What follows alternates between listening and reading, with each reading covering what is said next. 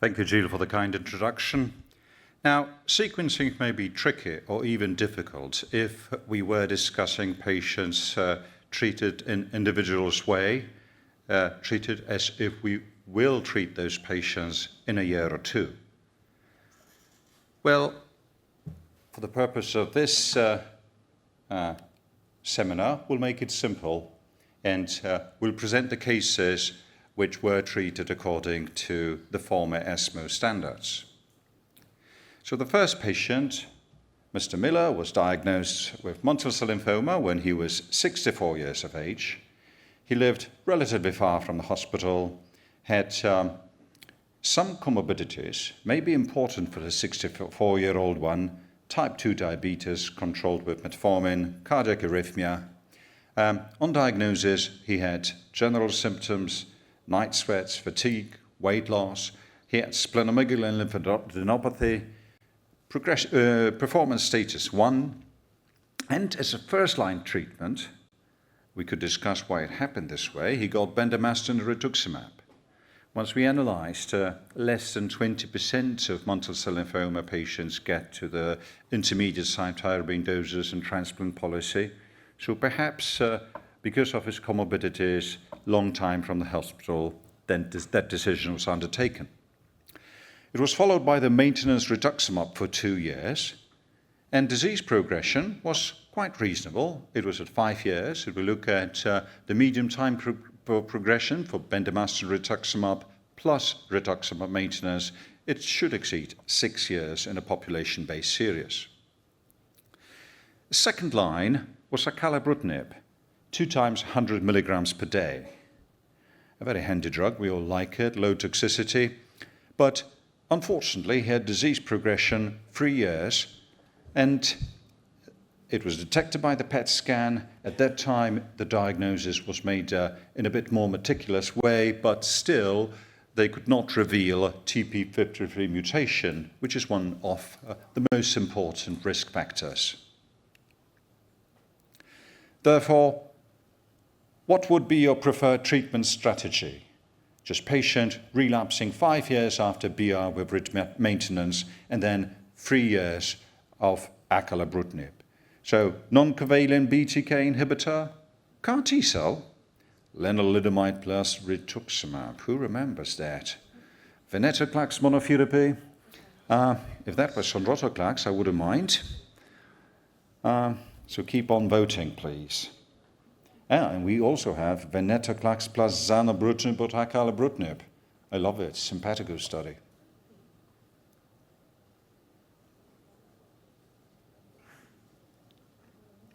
Well, shall we just wait until 100 required by Gilles? Okay, 94 is good enough. Most of you have chosen a BTK inhibitor. Mind you, it's a mantle cell lymphoma, not diffuse large B-cell. I do acknowledge and I noted your admiration for the CAR T-cells, but as we will further discuss CAR T-cells and a potential toxicity, perhaps pirtobrutinib was a better solution here. Now, we gave pirto now a center to over 150 people, and one of the best things is that the drug is excellently tolerated. Besides, everyone loves blue tablets. But being more serious, we evaluate in Bruin study, 152 patients were evaluated. They were treated anything between failing 1 to 8 previous treatment regimens. The median number was 3. 15% of CRs, 50% of overall response rate. But if you look at this chart, another 20% who get at least a stabilization of disease. So a relatively good result in terms of response. However, in a group sub-analysis, it was maybe not limited, but it was seen in low-risk cases. You see that younger individuals, then with low MIPI, then fancy extranodal disease, because both GI tract involvement and extranodal disease sounds to be the features of a low-risk disease. If you look at the TP53 mutation positive patients, they did slightly less well, but still they responded. which is important because these are not the patients which would probably respond to a covalent BTK inhibitors. Now, the first duration of response assessment is fake. I very much dislike all those nice charts with duration of response because we really want to look at the progression-free survival. And the median progression-free survival of 5.6 months. It's not bad, because I remember that once we published the first results of what happened to patients refractory to ibrutinib, a decade ago, that was in Blood, and it occurred that it was just 2.9 months of overall survival. So here we got tripled, and the progression-free survival, the median overall survival of 23 months. I would say that these are excellent results in such a group of patients, and results which hold also in a high-risk group in terms of high Ki67 on the left chart, or those with TP53 mutation. That's the green curve on the right chart. Certainly, the patients without mutations are doing better, but that was evident. Now, safety. As I mentioned, we like blue tablets, and if you looked at the stage 3 CTCA adverse events, they are one-digit numbers, except for neutropenia. We hematologists, and I believe most of you are hematologists, at least that's what you acknowledged, we know what to do with it. Now, it's, again, to summarize, it's a highly selective drug, but also highly efficient drug. If you go to IC50, which is inhibitor concentration, which inhibits 50% of bruton tyrosine kinase, in ibrutinib, you get 6 hours in a day. In Acala, twice 5 hours a day. In zanubrutinib, it's IC50 24/7, so there's round the clock, but IC50. In pirtobrutinib, it's IC90. So it's a much more potent drug in terms of BTK inhibition.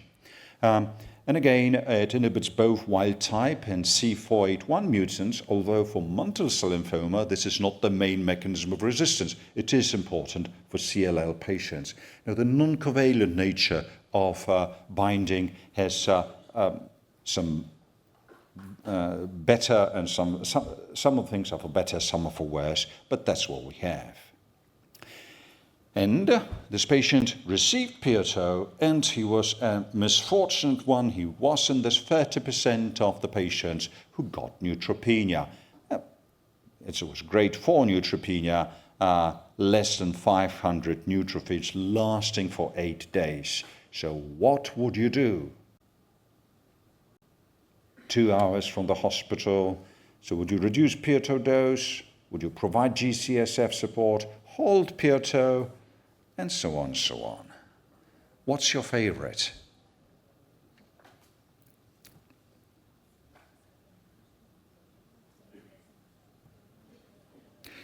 So 60, I very much like the answer, because the answer is exactly what we do. As I mentioned, we treated over 150 patients with pirtobrutinib. The company thinks differently, because the company would just withhold the drug and reinitiate it. Now, reinitiation of the drugs, and this I want to talk you through, with 100 milligrams or 50 milligrams is pretty safe, because if you look at pharmacokinetics, 50 milligrams allow us for 24/7 of IC90. So that's good enough. However, in my practice, looking at the elderly individuals with grade 4 cytopenias, I stop Pirto and give GSF support as well, just to reduce the risk of whatsoever happening. However, that's according to the scriptures. But now, job for the faculty. So, in the first, what do you think about what factors influence treatment selection, Pirto versus CAR T-cell, Europe against the States? So, who will defend the CAR T-cells, Julie? You seem to like them.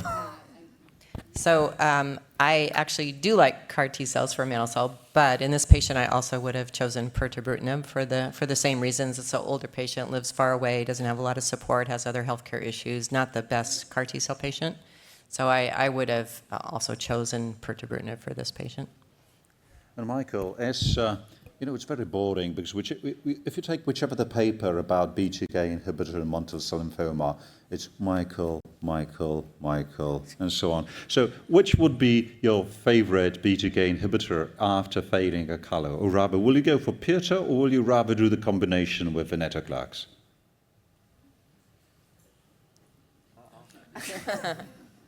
So on this case, I also agree with Julie and you, and on the pirtobrutinib to choose it. But please remember, pirtobrutinib's FDA approval rate, response rate is only 50%.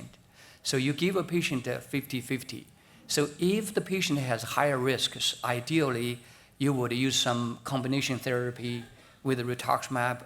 I often use radiation therapy.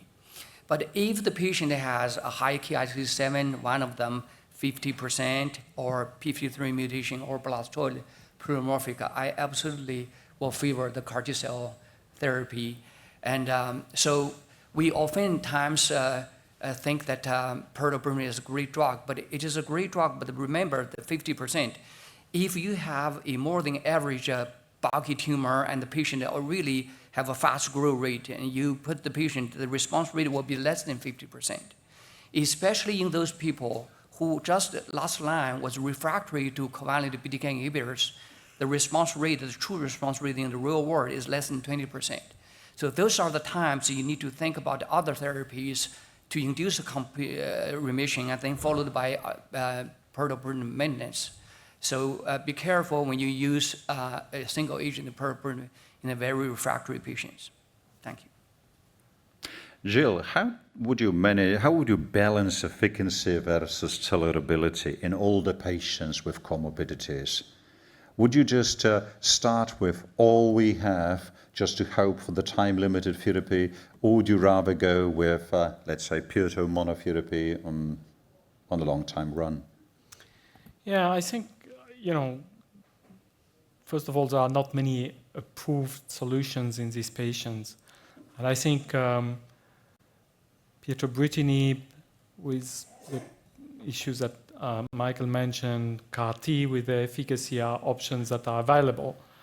The combination with venetoclax is not approved in this setting, so that won't be a possibility. You can eventually, in some jurisdictions, obtain it, but that's not feasible.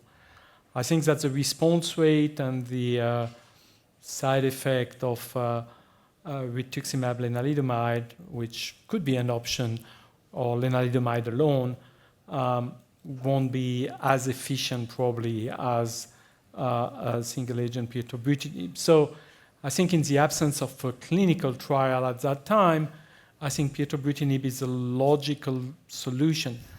When you say balance efficacy, tolerability, I think this patient, you qualify him at older patients. I think this is debatable.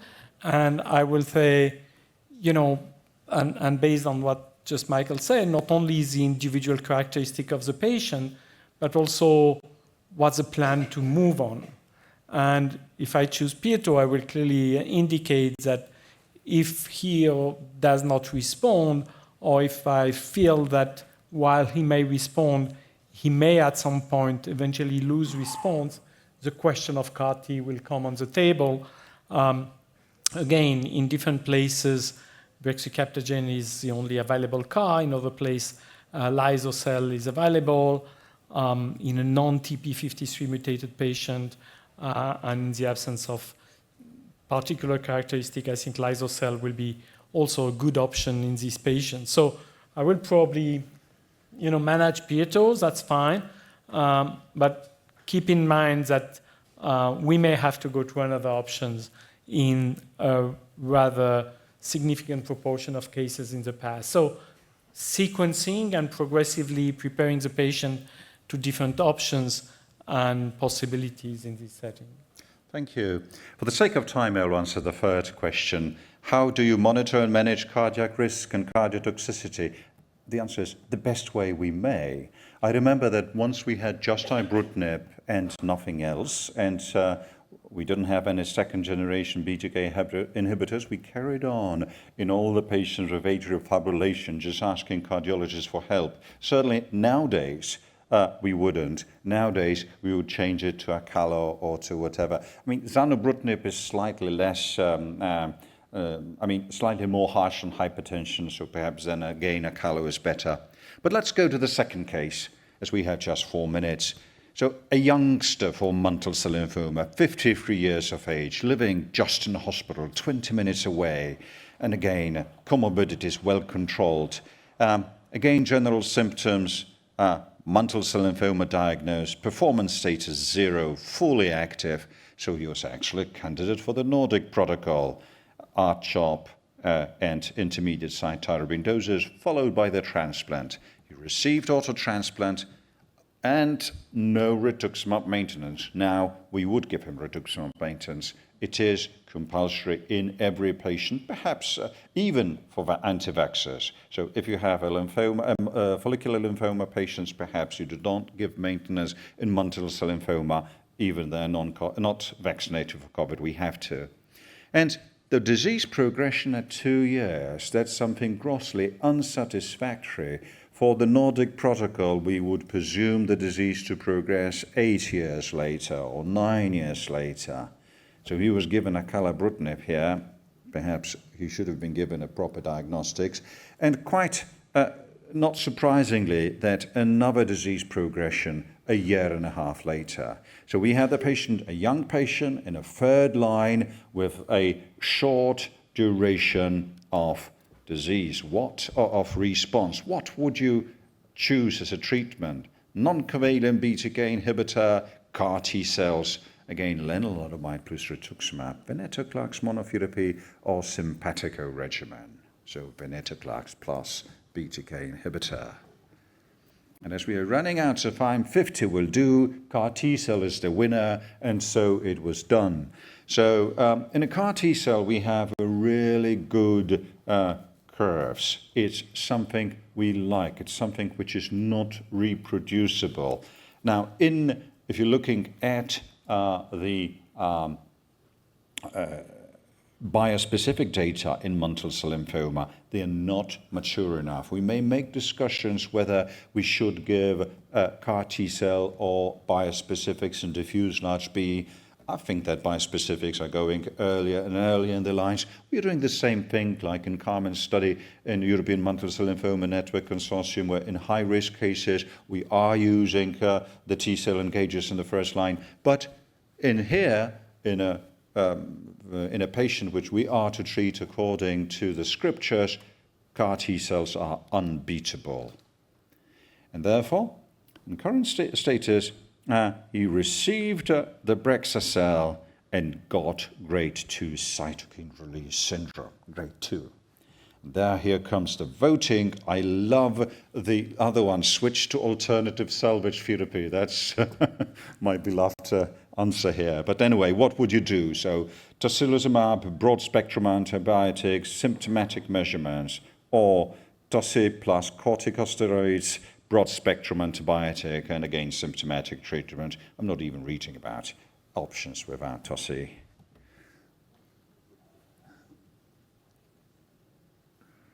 We have 1 minute, so 52 patients are good enough, and actually we do agree with what you should do for the cytokine release syndrome.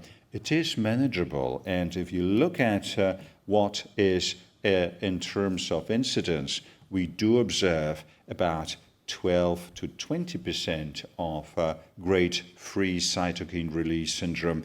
And even the figures are slightly higher than in diffuse large B-cell lymphoma, and so is the ICANS and the late ACUT, which means late hematological toxicity. However, the non-relapse mortality remains about 10%, which is, if you compare it to allotransplant results in mantle cell lymphoma, fantastic.